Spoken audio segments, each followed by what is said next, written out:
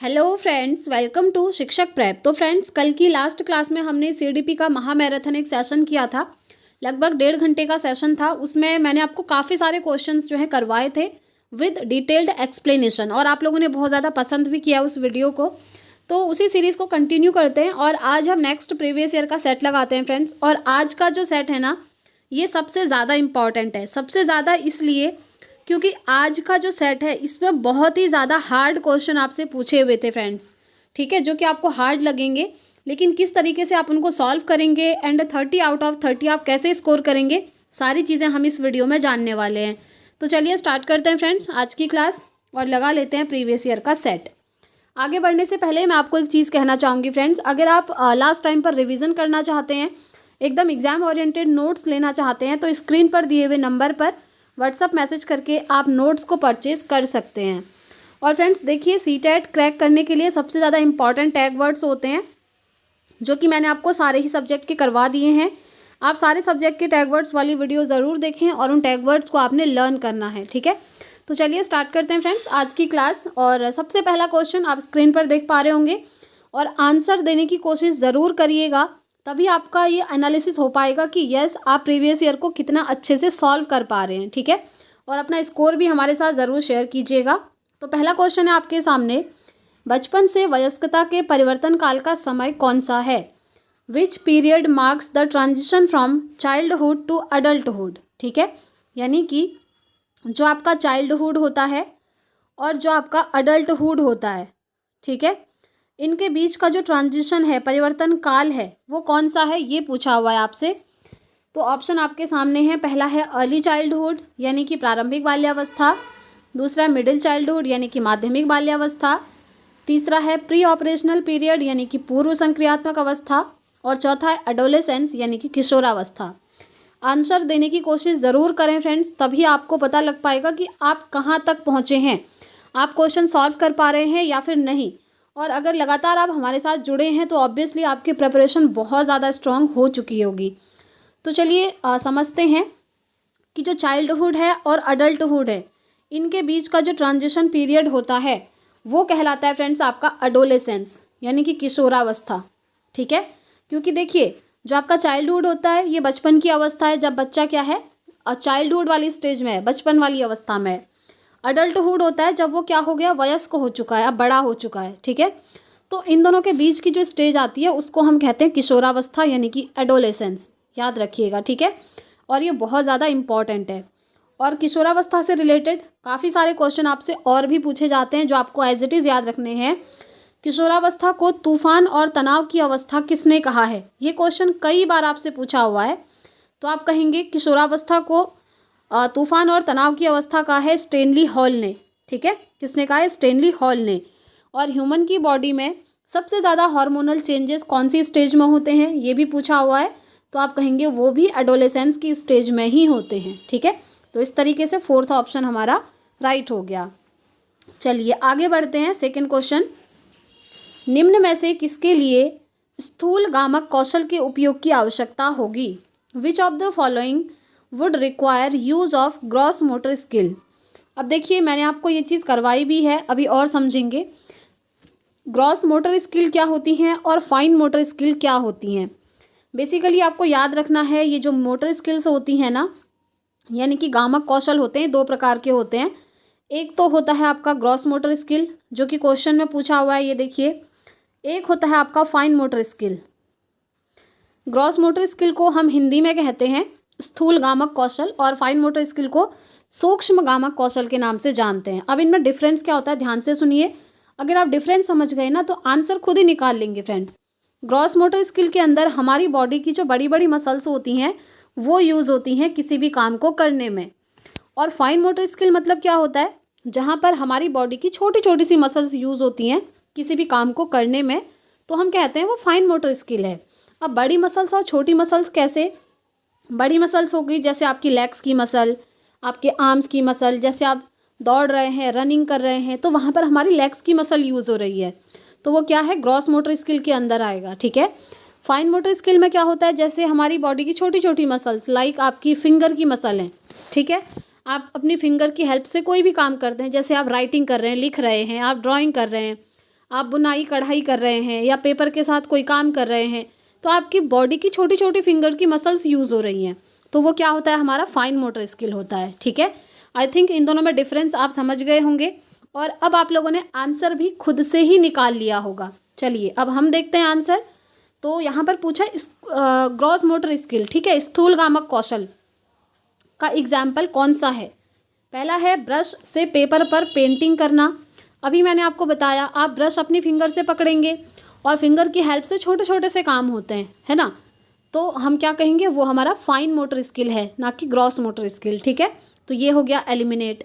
Next है paper के टुकड़े काटना और चिपकाना। ये भी तो वही काम है, आप अपने फिंगर की हेल्प से ये चीज़ कर रहे हैं, तो ये भी हमारा क्या है, फाइन मोटर स्किल का पार्ट है। ये भी फाइन का हो गया, ये भी फाइन मोटर स्किल का हो गया। सुई में धागा डालना, इसमें भी सेम चीज़ हो रही है। आप धागा पकड़ोगे, निडल पकड़ोगे एक और थ्रेड लोगे और उसको डालोगे उसके अंदर, फिंगर का ही यूज़ हो रहा है, तो ये भी क्या है आपका फाइन मोटर स्किल।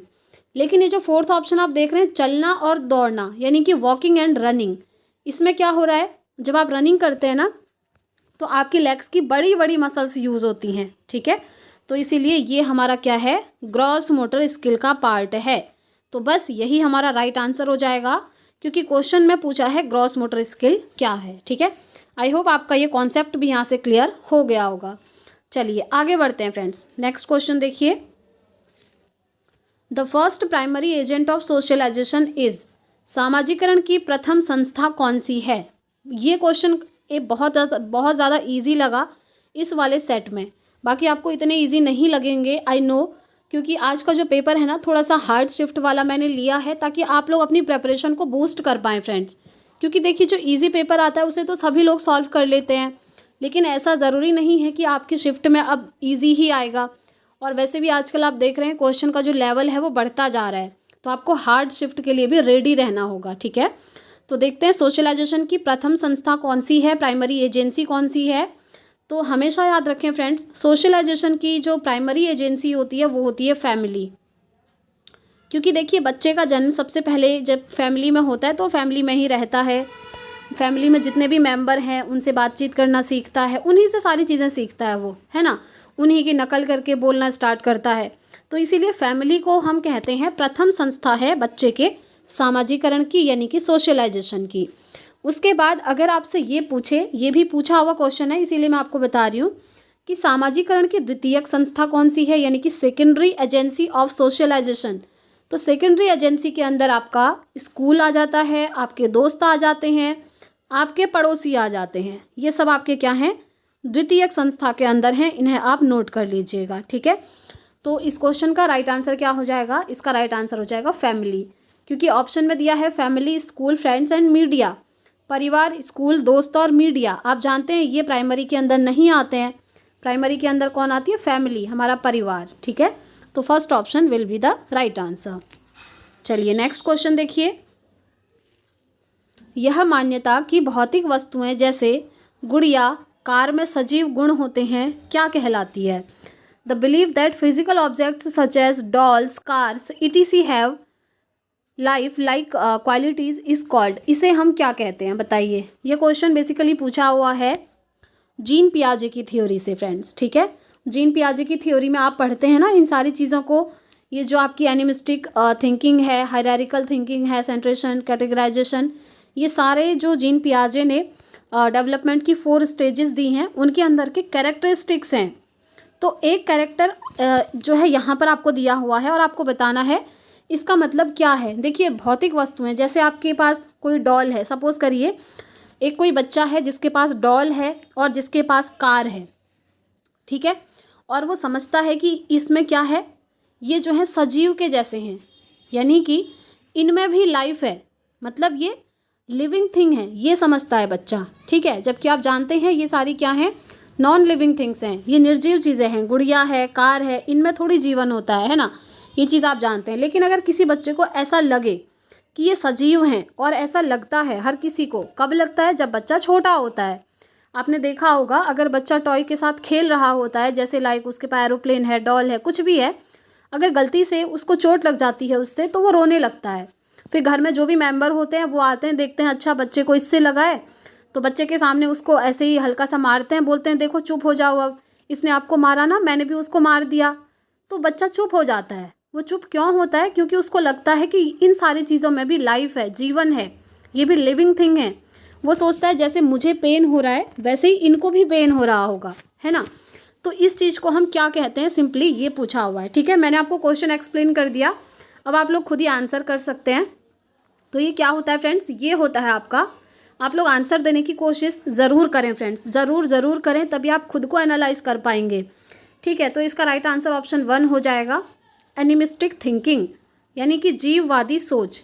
देखिए जो जो अलग से पॉइंट आपको मिल रहे हैं ना आज की क्लास में, जो कि आपने अभी तक नहीं पढ़े, उन्हें आप नोट डाउन ज़रूर करें, अपने नोट्स में आप ऐड ऑन कर लें। जैसे हेडिंग डाल दीजिए जीववादी सोच, यानी कि एनिमिस्टिक थिंकिंग, उसके आगे लिख दीजिए कि जब बच्चा जो है या फिर कोई भी ह्यूमन बीइंग जो है निर्जीव वस्तु को सजीव मानने लगता है तो उसको हम कहते हैं जीववादी सोच, यानी कि एनिमिस्टिक थिंकिंग। ठीक है, तो बस यही इसका क्या है, राइट आंसर है। ठीक है, चलिए आगे बढ़ते हैं, नेक्स्ट क्वेश्चन पे चलेंगे। देखिए असर्शन और रीज़न। देखिए फ्रेंड्स, मैं आपको जितने भी PYQs करवा रही हूँ ना, ये सब आपसे रिसेंटली पूछे हुए हैं, आपको रिसेंट वाले ही सॉल्व करके जाने हैं। ऐसा नहीं कि आप लगाने लग गए 2011 के पेपर या 2012 के पेपर। अब इतने पुराने पेपर आप मत लगाइएगा फ्रेंड्स, कोई फ़ायदा नहीं है, क्योंकि अब जो लेवल है इस टाइप का नहीं आता है। पहले तक पेपर थोड़ा सा ईजी आता था, लेकिन अब वो चीज़ नहीं रही है। ठीक है, तो आप क्या करिए ना, लास्ट जो आपके सबसे पहले तो ऑनलाइन शिफ्ट में जो एग्ज़ाम हुए हैं वो सारे PYQ हमको सॉल्व करने हैं। उसके बाद जो आपके हुए हैं 2023 में और एक पेपर हुआ है 2024 में, बस ये सारे आपको सॉल्व करने हैं, आपका काम बन जाएगा। ठीक है, बिलीव मी फ्रेंड्स, क्योंकि मैंने भी दोनों पेपर क्वालिफाई किए हैं, और इसी तरीके से जब आप PYQs की प्रैक्टिस करेंगे तभी आप मार्क्स को इंक्रीज़ कर पाएंगे। चलिए क्वेश्चन की तरफ चलते हैं। क्वेश्चन है आपके सामने असर्शन और रीज़न वाला। आजकल ऐसे क्वेश्चन काफ़ी बन रहे हैं, पहले तक ऐसे क्वेश्चन आते ही नहीं थे। चलिए अभिकथन देखिए, 4 वर्षीय रिया लंबे और चौड़े 2 बर्तन में एक ही समय में समान मात्रा में पानी डालते समय बर्तनों की ऊंचाई और चौड़ाई को एक ही समय में ध्यान में नहीं रख पाती है। ठीक है, ये क्वेश्चन आपसे पूछा हुआ है, उसके लिए ये आपका अभिकथन दिया है। दूसरा है, इसका कारण दिया है कि जीन पियाजे के अनुसार रिया संज्ञानात्मक विकास के पूर्व संक्रियात्मक चरण में है। अब देखिए, सबसे पहले मैं आपको ये जो थ्योरी है उसका थोड़ा सा कॉन्सेप्ट समझाना चाहूँगी ताकि आप यहाँ से रिलेट कर पाएँ। ठीक है, जीन पियाजे ने जो संज्ञानात्मक विकास का सिद्धांत दिया था उसमें उन्होंने 4 स्टेप बताए थे, यानी कि 4 चरण बताए थे, जिसमें से एक चरण यहाँ पर दिया हुआ है। उन चरणों को याद करने का सीक्वेंस मैंने आपके साथ बहुत बार जो है डिस्कस किया हुआ है। वो सीक्वेंस है SPCF, यानी कि पहला स्टेप है सेंसरी मोटर, दूसरा है प्री ऑपरेशनल। प्री ऑपरेशनल को ही हिंदी में हम पूर्व संक्रियात्मक कहते हैं। बस इसी स्टेप से आपसे क्वेश्चन पूछा हुआ है। ठीक है, C मतलब होता है कॉन्क्रीट ऑपरेशनल और F होता है फॉर्मल ऑपरेशनल। तो ये जो सेकंड वाली स्टेज है इसी से क्वेश्चन पूछा है, और ध्यान रखिएगा ये बिल्कुल सही चीज़ है। जब बच्चा पूर्व संक्रियात्मक की स्टेज में होता है, यानी कि जब बच्चा प्री ऑपरेशनल की स्टेज में होता है, ठीक है, यहाँ पर आपको इंग्लिश में दिख भी जाएगा, ये देखिए प्री ऑपरेशनल स्टेज, जब बच्चा इस स्टेज में होता है ना, तब जो है वो 2 चीज़ों में डिफरेंस नहीं कर पाता। क्या नहीं कर पाता? जो कि आपको क्वेश्चन में दिया है, लंबे और चौड़े 2 बर्तन में जब एक ही समय में समान मात्रा में पानी डाला जाता है तो उस बर्तन में ऊंचाई और चौड़ाई को वो एक ही समय में ध्यान में नहीं रख पाता है। ये चीज़ होती है पूर्व संक्रियात्मक की अवस्था में। मैं आपको एग्जाम्पल से समझाऊं, क्योंकि ये क्वेश्चन ना एग्जाम्पल के थ्रू भी आपसे पूछा हुआ है। एक बार इस तरीके से आपसे पूछा हुआ था, एक बच्चा है, उसके सामने 2 बर्तन में वाटर रखा है, एक बर्तन है इस तरीके से और एक बर्तन रखा है इस तरीके से। ये भी आप मानकर चलिए 500 ml का है और ये भी है 500 ml का।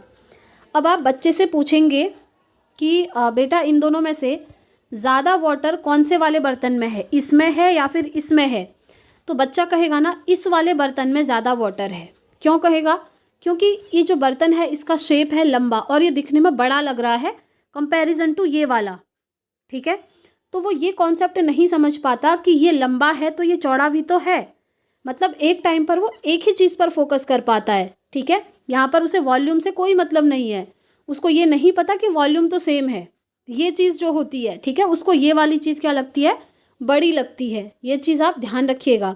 जैसे इस चीज़ के साथ और एक और एग्जाम्पल आप ले सकते हैं। जैसे अगर आप बच्चे को पैसे दोगे ना, अगर आपने बच्चे को 10 कॉइन दे दिए, सपोज करिए 10 कॉइन दे दिए एक एक के, ठीक है, एक एक के 10 कॉइन दे दिए, और अगर आपने उसको एक 20 का नोट दे दिया, तो बच्चे को लगेगा ये जो 10 कॉइन है ये ज़्यादा हैं। ये होता है जब बच्चा छोटा होता है ना, ऐसे ही लगता है, क्योंकि बच्चे को लगता है ये मेरे पास 10 हैं, क्वांटिटी ज़्यादा है, उसको ये लगता है। उसे ये नहीं पता होता कि ये 20 का नोट है, उसे लगता है ये छोटा है, ये बड़ा है। तो जो ये वाली कंडीशन होती है, ये कौन सी स्टेज में आती है, ये पूछा हुआ क्वेश्चन था। सिंपल, इसको भी यहाँ पर इसी तरीके से पूछा हुआ है, थोड़ा सा घुमाया है। क्वेश्चन वही है, आप लोग देख पा रहे होंगे, ठीक है। तो आपसे पूछा है कि क्या ये दोनों ही चीज़ें सही लिखी हैं या नहीं लिखी हैं, तो आप कहेंगे यस, अभिकथन ए भी सही है, इसका कारण भी सही है, और जो इसका कारण है आर, वो जो है अभिकथन की सही व्याख्या भी कर रहा है, ठीक है। क्योंकि जब बच्चा पूर्व संक्रियात्मक की स्टेज में होता है तो उसके अंदर ये वाली चीज़ें होती हैं। वो एक ही टाइम पर ऊंचाई और चौड़ाई में जो है फ़र्क नहीं कर पाता, डिफरेंस नहीं कर पाता, ठीक है। तो इसीलिए क्या होगा, फर्स्ट ऑप्शन इसका राइट हो जाएगा। चलिए आगे बढ़ते हैं नेक्स्ट क्वेश्चन की तरफ। संकेतों व अन्य तरीकों द्वारा बच्चों को ज़रूरत पड़ने पर मदद करना किसका उदाहरण है। Giving cues and offering support to children as and when require is an example of. ये किस चीज़ का एग्जाम्पल है, क्या ये स्कैफोल्डिंग है या रिइंफोर्समेंट है या कंडीशनिंग है या कॉग्निटिव कॉन्फ्लिक्ट है। पाड़, पुनर्बलन, अनुबंधन, संज्ञानात्मक द्वंद्व। आपके सामने 4 ऑप्शन हैं, आंसर करने की कोशिश कीजिए। जी हाँ, पूरा पूरा आंसर करने की कोशिश करें ताकि आप खुद को एनालाइज कर पाएँ फ्रेंड्स। तो देखिए, ये जो क्वेश्चन है ये कहाँ से बना हुआ है, वाइगोत्स्की वाले चैप्टर से। अब देखिए, मैं आपको हर टाइम ये क्यों बता रही हूँ हर क्वेश्चन में कि ये क्वेश्चन कहाँ से पूछा है, आप लोग समझ पा रहे होंगे। मैं ये आपको इसलिए बता रही हूँ फ्रेंड्स, ताकि आप उन टॉपिक्स को बहुत अच्छे से करके जाएं, क्योंकि ये टॉपिक्स ना इम्पॉर्टेंट हैं, ठीक है। उन टॉपिक्स को आप डिटेल में पढ़ें, इसीलिए मैं आपको बता रही हूँ कि ये क्वेश्चन कहाँ कहाँ से पूछे हुए हैं। तो ये क्वेश्चन है वाइगोत्स्की से रिलेटेड, और इसकी बात वाइगोत्स्की ही करते हैं। वाइगोत्स्की कहते हैं कि अगर कभी बच्चे को ज़रूरत पड़े तो आप बच्चे की हेल्प करेंगे, ठीक है, ज़रूरत पड़ने पर। और हेल्प किस तरीके से करेंगे, आप बच्चे को संकेत दे सकते हैं या फिर आप अन्य कोई तरीके दे सकते हैं जिससे कि उसको हेल्प मिल जाए, ठीक है। तो ये किस चीज़ का उदाहरण है, इसको वाइगोत्स्की एक पर्टिकुलर नेम देते हैं, और वो पर्टिकुलर नेम है आपका स्कैफोल्डिंग, ठीक है। इंग्लिश में इसको स्कैफोल्डिंग ही कहा जाता है, और हिंदी में इसके बहुत सारे नाम हैं। पाड़ है, दूसरा मचान है, ठीक है, और आई थिंक इसका आलम्बन भी नाम है। मतलब हिंदी में बहुत सारे नाम हैं, तो मैं आपको सजेस्ट करूँगी आप इंग्लिश में ही याद कर लीजिएगा, क्योंकि इंग्लिश में इसका सिंपल एक नाम है स्कैफोल्डिंग, ठीक है। तो स्कैफोल्डिंग क्या होता है अकॉर्डिंग टू लेव वाइगोत्स्की। तो according to Lev Vygotsky scaffolding is क्या, कि जब बच्चे को ज़रूरत पड़े तो उसकी आप हेल्प करेंगे। और हेल्प कैसे करेंगे, उसको संकेत दे सकते हैं या फिर अन्य कोई तरीके, इशारे दे करके उसकी हेल्प कर सकते हैं, ठीक है। तो यही होता है बच्चे की हेल्प करना, जिसे हम कहते हैं स्कैफोल्डिंग, ठीक हो गया। चलिए फर्स्ट ऑप्शन इसका राइट हो गया। आगे बढ़ते हैं फ्रेंड्स। देखिए नेक्स्ट क्वेश्चन भी वाइगोत्स्की से रिलेटेड ही है, क्योंकि यहाँ पर सीधा सीधा नाम लिख दिया वाइगोत्स्की। बच्चों की शिक्षा के लिए वाइगोत्स्की के सिद्धांत का अनुप्रयोग प्रस्तावित करता है। The application of Vygotsky's theory of children's education proposes.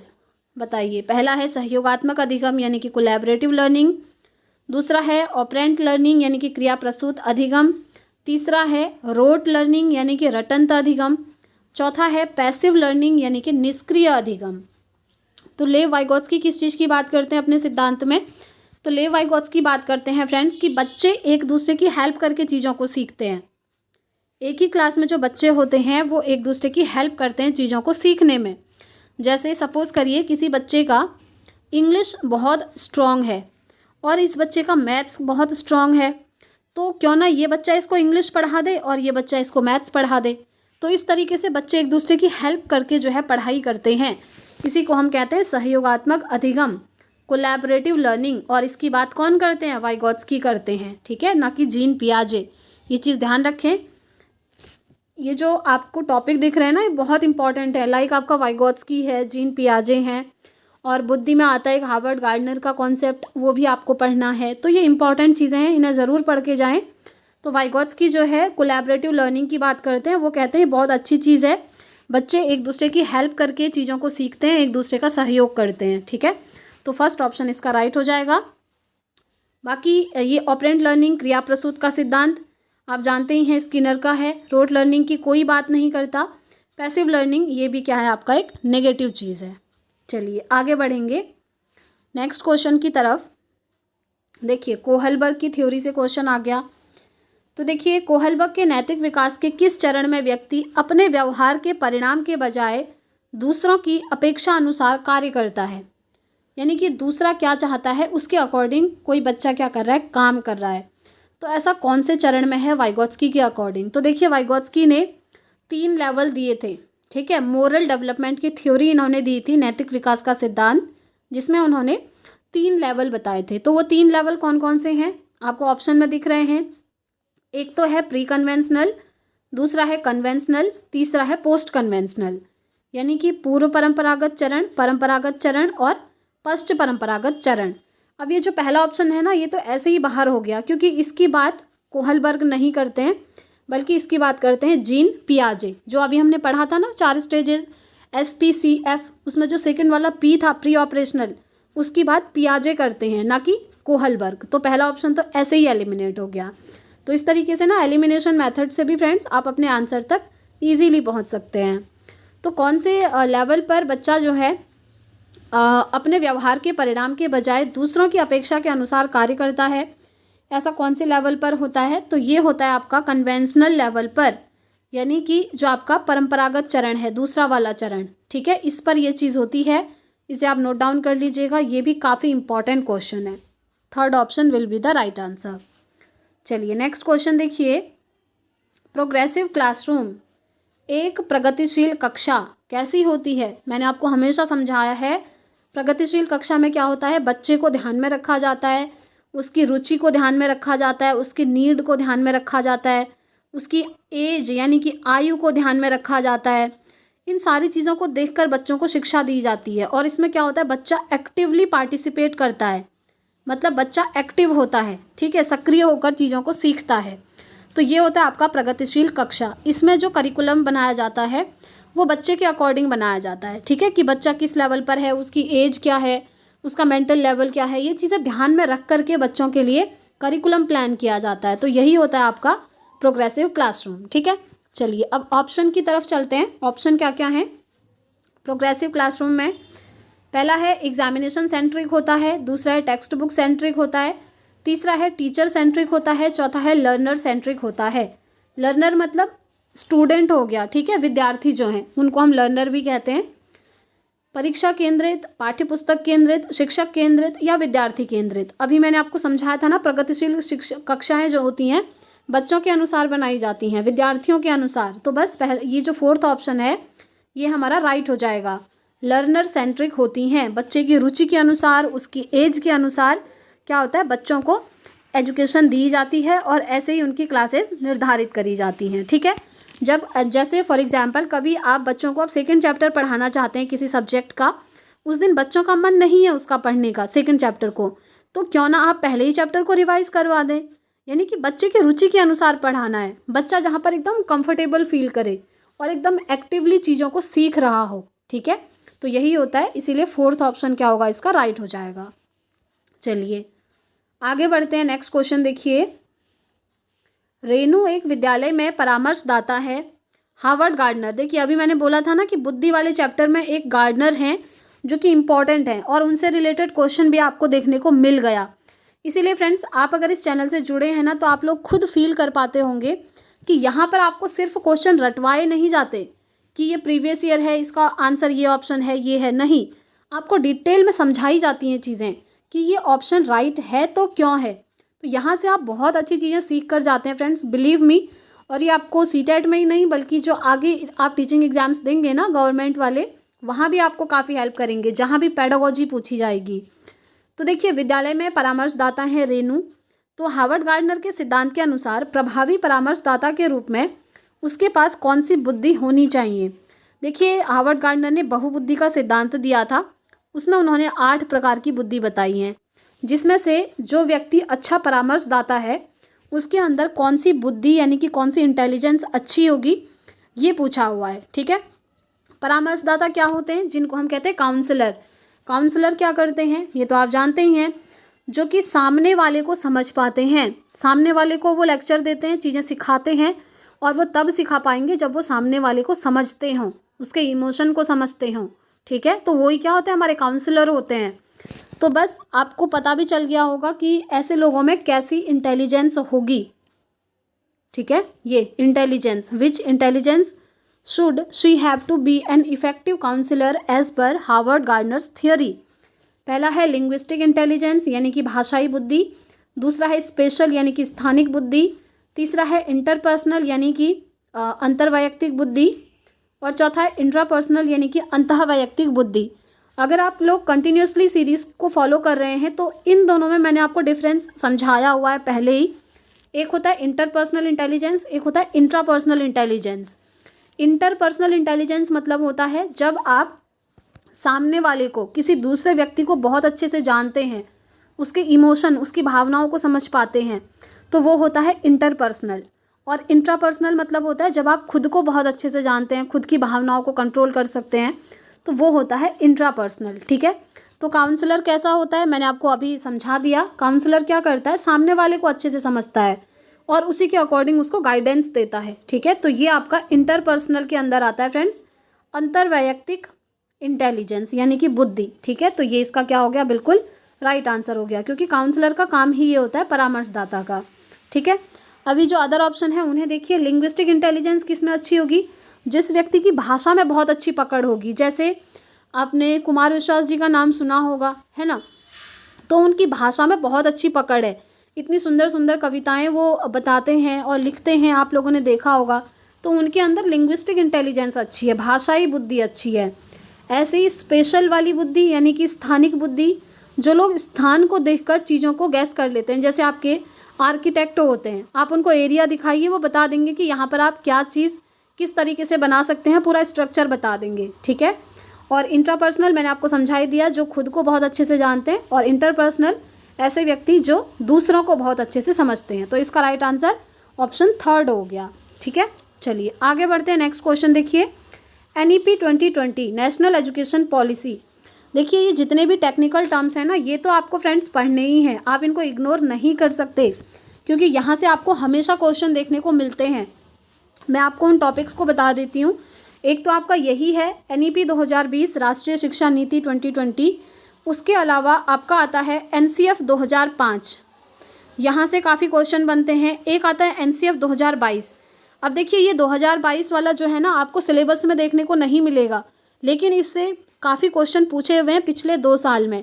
एक तो जो आपका 2024 में रिसेंटली एग्ज़ाम हुआ था उसमें, और एक उससे पहले अगस्त 2023 में। ठीक है, तो ये जो है इम्पॉर्टेंट है NCF 2022, ये भी आपको करके जाना है। इसके साथ आपका जो RTE 2009 का कॉन्सेप्ट है, ये भी आपसे पूछा जाता है। इसके अलावा आता है फ्रेंड्स एक निपुण भारत का कॉन्सेप्ट। जी हाँ, निपुण भारत, हो सकता है आपको ये नए नए लग रहे हों फ्रेंड्स, बट ये इंपॉर्टेंट हैं, इनसे क्वेश्चन आपके बन रहे हैं। और अगर आपने नोट्स परचेज़ किया है तो आपने देखा होगा मैंने सारे कॉन्सेप्ट को डिटेल में दिया हुआ है फ्रेंड्स, क्योंकि वो नोट्स ऐसा नहीं है कि मैंने सिर्फ सिलेबस की चीज़ें उसमें डाली हैं।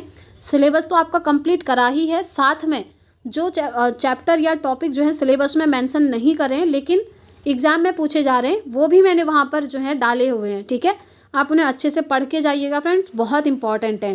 वैसे लास्ट में मैं एक CDP की थ्योरी की मैराथन क्लास लूँगी, जहाँ पर ये सारे टेक्निकल टर्म्स आपको डिटेल में करवा दूँगी। ठीक है, चलिए तो क्वेश्चन है NEP 2020 के अनुसार एक शिक्षक को शिक्षण अधिगम प्रक्रिया के दौरान प्राइमरी स्कूल के बच्चों से संप्रेषण के लिए किस भाषा का प्रयोग करना चाहिए। ध्यान से क्वेश्चन पढ़ना है, प्राइमरी स्कूल की बात हो रही है, तो प्राइमरी स्कूल के बच्चों के साथ अगर आप संप्रेषण करना चाहते हैं, कम्युनिकेशन करना चाहते हैं, तो आप कौन सी लैंग्वेज में उनके साथ बातचीत करेंगे। केवल क्षेत्रीय भाषा में, केवल हिंदी भाषा में, केवल अंग्रेजी भाषा में, या बच्चों की मातृभाषा में। तो आप कहेंगे बच्चों की मातृभाषा में, यानी कि जो बच्चों की क्या होती है, मदर टंग होती है। क्योंकि देखिए फ्रेंड्स, जब बच्चा छोटा होता है ना, तो उसको सिर्फ अपनी घर की भाषा बोलनी आती है। घर की भाषा को ही हम कहते हैं मदर टंग, जो उसकी फर्स्ट लैंग्वेज के नाम से भी जानी जाती है। तो हो सके तो आप बच्चे के साथ उसी लैंग्वेज में बातचीत करो, तभी वो कंफर्टेबल होगा। अब सपोज़ करिए उसकी मदर टंग हिंदी नहीं है, लेकिन स्कूल में आप हिंदी में ही उससे बात कर रहे हैं, तो वो अनकंफर्टेबल फील करेगा। ठीक है, तो एज अ टीचर आपको कोशिश करनी है कि उसकी जो मदर टंग है उसी में आप उससे बातचीत करें, क्योंकि प्राइमरी स्कूल में वैसे भी बच्चा छोटा होता है 1 to 5 में।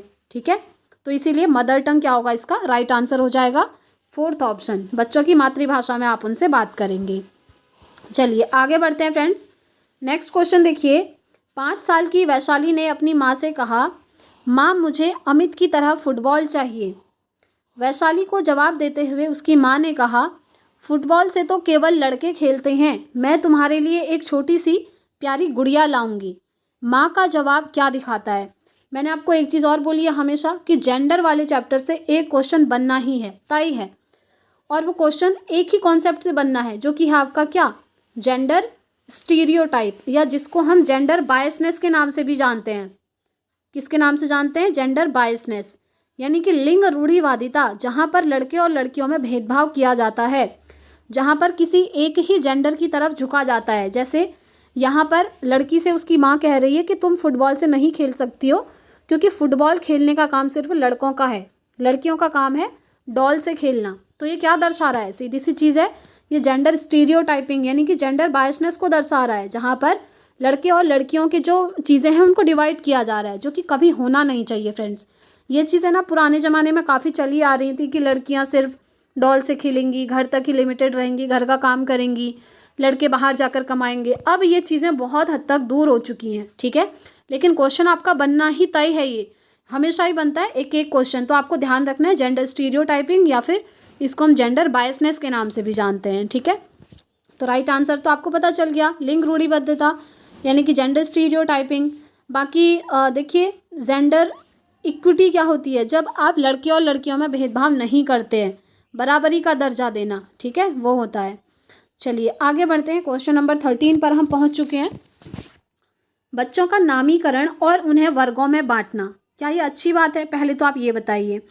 मैंने आपको ये कॉन्सेप्ट करवाया हुआ है फ्रेंड्स। ठीक है, ये जो नामीकरण है ना, आप जो बच्चों का नामीकरण करते हैं, चलिए मैं इंग्लिश में आपको दिखा देती हूँ। ये देखिए, लेबलिंग करते हैं जब आप बच्चों की, या फिर उनको कैटेगरीज में डिवाइड कर देते हैं, तो ये एक बहुत बड़ा नेगेटिव चीज़ है फ्रेंड्स। इसीलिए मैंने आपको बोला टैग वर्ड्स वाली वीडियो ज़रूर देखें, वहाँ से आपके बहुत सारी चीज़ें क्लियर होंगी, और ऑप्शन देखते ही आप एलिमिनेट कर सकते हैं ऑप्शंस को, क्योंकि ये जो लेबलिंग करना है, बच्चों का नामीकरण करना है, ये नेगेटिव चीज़ है। इसमें क्या होता है ना, जैसे आप नामीकरण कर देते हैं कि ये बच्चा बहुत इंटेलिजेंट है, ये बच्चा मूर्ख है, ये बच्चा एवरेज कैटेगरी में आता है, तो इस तरीके से लेबलिंग नहीं करनी है बच्चों में, इस तरीके से उनको कैटेगरी में डिवाइड नहीं करना है। इससे क्या होता है, बच्चों के मन में हीन भावना पैदा हो जाती है, और उनका जो सेल्फ कॉन्फिडेंस है ना, आत्मविश्वास, वो ख़त्म होने लगता है। तो इसीलिए ये तो आप समझ गए कि नेगेटिव चीज़ है। तो चलिए ऑप्शन की तरफ चलते हैं। पहला कह रहा है कि ये अर्थपूर्ण सीखने को बढ़ावा देगा और सुसाधित करेगा, कभी नहीं, ये तो नेगेटिव चीज़ है, ये अर्थपूर्ण तरीके से सीखने को थोड़ी करेगा सुसाधित। सेकंड है, बच्चों के समूह में हीनता और सीखने की लाचारी को जन्म देगा, ये बिल्कुल सही है फ्रेंड्स। अभी मैंने आपको बताया, अगर आप बच्चों को लेबलिंग करते हैं, नामीकरण करते हैं, तो बच्चों के मन में हीन भावना पैदा हो जाती है। ठीक है, और सीखने की लाचारी को जन्म देगा, वो ज़बरदस्ती सीख रहे होंगे, चाहे उनको नहीं भी समझ में आ रहा है, तो वो डर से चीज़ों को सीखेंगे, जो कि सही नहीं होता है। तो बस सेकंड ऑप्शन हमको मिल गया, जो कि हमारा आंसर होगा। फिर भी थर्ड ऑप्शन देखिए, सभी बच्चों के अधिगम की ज़रूरतों को पूरा करने के लिए सकारात्मक रणनीति है, मतलब ये पॉजिटिव स्ट्रेटजी है कह रहा है, जो कि बिल्कुल भी नहीं है। नेक्स्ट है, बच्चों के आत्मसम्मान और प्रदर्शन पर कोई प्रभाव नहीं डालेगा। प्रभाव तो डालेगा, और नेगेटिव प्रभाव डालेगा, बच्चे बहुत बुरी तरीके से इससे अफेक्ट होते हैं। ठीक है, तो ये भी हमारा सही नहीं होगा, तो सही क्या हो जाएगा, ऑप्शन 2 हो जाएगा। चलिए आगे बढ़ते हैं फ्रेंड्स नेक्स्ट क्वेश्चन की तरफ। सतत व समग्र मूल्यांकन के क्या मायने हैं? Continuous and comprehensive evaluation means, short में इसको कहते हैं CCE, continuous and comprehensive evaluation. ठीक है, चलिए इसके क्या मायने हैं ज़रा ऑप्शन देखते हैं। पहला है, विद्यार्थियों की एक दूसरे से तुलना करना, बच्चे के व्यापक विकास से जुड़ी सभी स्कूली गतिविधियों के आकलन के सभी पहलुओं को शामिल करना, केवल शैक्षिक गतिविधियों के आधार पर बच्चों के प्रदर्शन का मूल्यांकन करना, साल के अंत में बच्चों का मूल्यांकन करना, उनकी अगली कक्षा में पदोन्नति का निर्णय लेने के लिए मूल्यांकन। तो देखिए ये नाम से ही क्लियर है फ्रेंड्स, सतत और समग्र मूल्यांकन यानी कि ओवरऑल डेवलपमेंट। आप ये नहीं कहेंगे कि सिर्फ शैक्षिक गतिविधियों का मूल्यांकन कर रहे हैं, यानी कि बच्चा पढ़ाई में कैसा है सिर्फ उसका मूल्यांकन हो रहा है। जी नहीं, इसमें क्या होता है, बच्चों का ओवरऑल, हम कहते हैं, आप यहाँ पर कह सकते हैं कि सभी पक्षों में बच्चों का मूल्यांकन होता है। वो पढ़ाई में कैसा है इसका भी मूल्यांकन होता है, वो स्पोर्ट्स वगैरह में कैसा है इसका भी मूल्यांकन होता है, जब कोई एक्टिविटी वगैरह रखी जाती है स्कूल में वो पार्टिसिपेट कर रहा है या नहीं इसका भी मूल्यांकन होता है, वो ग्रुप एक्टिविटी वगैरह में पार्टिसिपेट करता है या नहीं इसका भी मूल्यांकन होता है। नाम से ही क्लियर है ना, समग्र मूल्यांकन, कॉम्प्रिहेंसिव, बड़े लेवल पर बच्चे का मूल्यांकन करना हर एक एस्पेक्ट में। वो कॉग्निटिव रूप से कैसा है, उसका बिहेव कैसा है, वो इमोशनली कैसा है, लोगों के साथ कैसे बिहेव करता है, उसके मोरल वैल्यूज़ कैसे हैं, ये सारी चीज़ों का जब आप मूल्यांकन करते हैं तो हम कहते हैं ये होता है समग्र मूल्यांकन। और सतत का मतलब होता है कंटिन्यूसली, कंटिन्यूस उसका मूल्यांकन करना। अब कंटिन्यूस का मतलब ये नहीं है कि एक दिन में 4-5 बार मूल्यांकन कर देंगे। कंटिन्यूस मतलब होता है जैसे आपने 2 चैप्टर पढ़ाए तो उन 2 चैप्टर का आप मूल्यांकन करिए, आपने जो पढ़ाया है बच्चों से क्वेश्चन पूछिए, फिर नेक्स्ट 2 चैप्टर जब आपके कंप्लीट हुए तो वहाँ पर आप बच्चों का मूल्यांकन करिए। तो इस तरीके से कंटिन्यूसली धीरे धीरे बच्चों का मूल्यांकन किया जाता है। ये नहीं होता कि साल के अंत में आप बस एक एग्ज़ाम ले रहे हैं, एनुअल एग्ज़ाम, वहाँ पर वो या तो पास हो रहा है या तो फेल हो रहा है, उसको हम सतत मूल्यांकन नहीं कहेंगे फ्रेंड्स, ठीक है। और वो अच्छा माना भी नहीं जाता। सतत मतलब होता है एनुअल एग्ज़ाम होने से पहले आप बहुत बार बच्चों का मूल्यांकन कर चुके हों। जैसे स्कूल में होते हैं ना FA होते हैं, एक साल में 4 बार FA होते हैं। वो करवाने का रीज़न यही होता है कि बच्चा समझ रहा है या नहीं चीज़ों को, ये पता लगाना, जो वो पढ़ा रहे हैं टीचर बच्चों को कुछ समझ में आ रहा है या नहीं इसका मूल्यांकन करना, ठीक है। तो ये होता है सतत रूप से बच्चों का मूल्यांकन करना। तो समग्र मतलब आप समझ गए ओवरऑल डेवलपमेंट, और सतत मतलब कंटिन्यूसली मूल्यांकन करना। अब देखिए ये क्या कह रहा है, साल के अंत में बच्चों का मूल्यांकन करना, ये वैसे ही बाहर हो गया, मैंने आपको बताया। लास्ट में मूल्यांकन करके आप उनको पास फेल घोषित करेंगे, ये सतत नहीं होता है, ठीक है। केवल शैक्षिक गतिविधियों का मतलब सिर्फ जो एजुकेशन में पेन पेपर टेस्ट आप ले रहे हैं उसी का मूल्यांकन हो रहा है, जी नहीं। इसमें शैक्षिक गतिविधियों के साथ साथ सारी एक्टिविटीज़ का मूल्यांकन होगा, ठीक है, स्पोर्ट्स वगैरह का भी। तो इसीलिए ये भी बाहर हो गया। ये कह रहा है विद्यार्थियों की एक दूसरे से तुलना करने के लिए ये मूल्यांकन होता है, जी नहीं। बच्चों का कंपैरिजन नहीं किया जाता, बल्कि बच्चे के व्यापक विकास से जुड़ी सभी स्कूली गतिविधियों के आकलन के लिए सभी पहलुओं को शामिल करना। ये सभी जो है ना ओवरऑल, ये बड़ा पॉजिटिव चीज़ है फ्रेंड्स। ओवरऑल अगर आपको दिख रहा है यानी कि हर एस्पेक्ट में बच्चों का मूल्यांकन करना, तो ये हमेशा आपका सतत और व्यापक मूल्यांकन के अंदर आता है। कॉन्टिन्यूस एंड कॉम्प्रिहेंसिव इवैल्यूएशन यही होता है आपका, ठीक है। Assessment covering all aspect of school activities related to child's overall development. तो बस यही क्या है हमारा राइट आंसर हो जाएगा।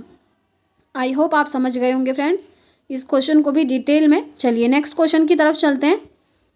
नेक्स्ट क्वेश्चन है आपका ये रहा, प्रभावी शिक्षक कक्षा में शिक्षण अधिगम की प्रक्रिया में अक्सर जांच करने वाले प्रश्नों का प्रयोग करते हैं। इससे शिक्षक को किस प्रकार का मूल्यांकन करने में मदद मिलती है, बताइए।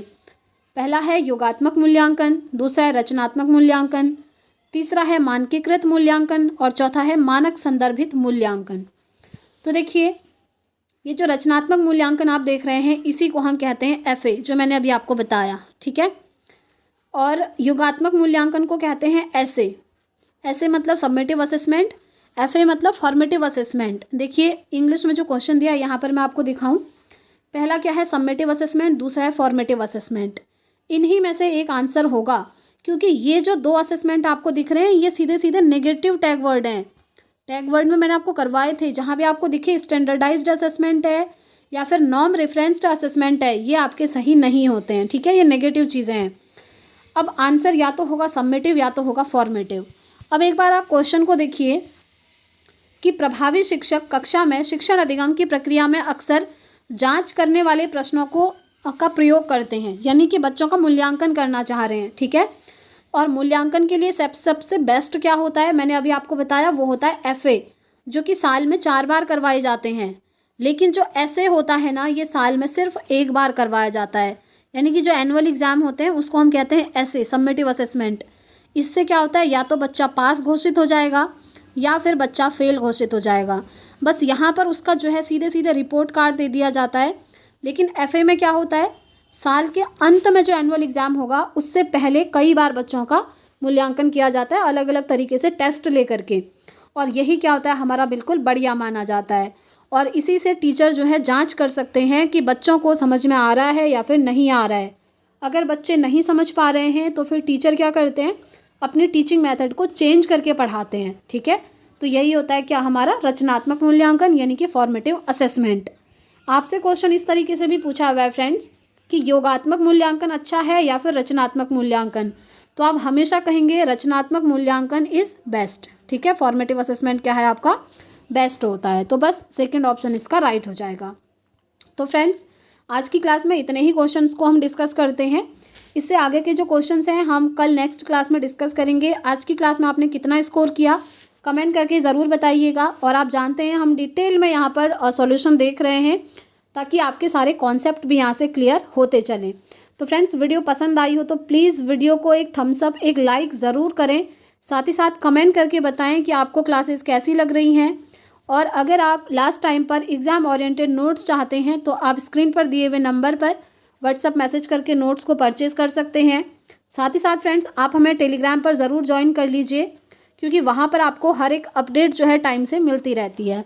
तो आज की क्लास में इतना ही रखते हैं फ्रेंड्स, मिलते हैं कल इसी टाइम पर इवनिंग में अपनी सीटेट की नेक्स्ट क्लास के साथ। Thanks for watching.